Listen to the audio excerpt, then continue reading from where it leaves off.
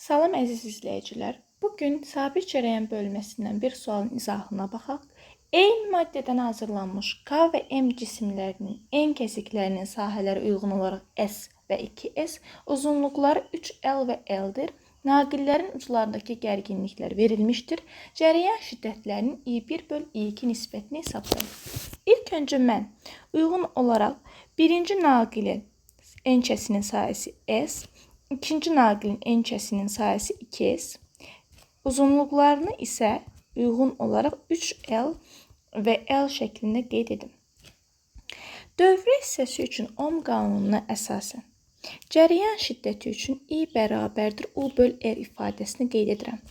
Gərginliklər bizə 120 və 60 volt olaraq verilib, lakin müqavimətlər yoxdur. Müqavimət üçün ρL bölünsün S ifadəsini yazırıq. Uzunluqlar və sahələr verilib, ρ burada xüsusi müqavimətdir. Eyni maddədən hazırlandığına görə xüsusi müqavimətlərin qiymətləri eynidir. O zaman müqavimətin düsturunu, cərəyanın ifadəsini yerinə qoysaq, ifadə US bölünsün, ρL şəklini alacaq. Birinci cərəyanı hesablayanda ilk naqilimizdəki gərginlik 120 volt, en kəsiyinin sahəsi S, naqilin uzunluğu 3L-dir. R'nu da burada qeyd edirəm. Uyğun ixtisarları aparsaq, olacaq 40S bölünsün ρL.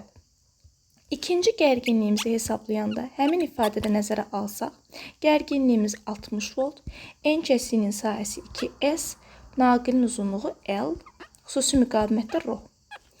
Burada da hesablamalarımızı aparsaq, 120S bölünsün ρL şəklində ifadəmizi alacağıq. Daha sonra son olaraq I1/I2 nisbətini hesablayaq. 40S ρL bölünsün 120S ρL.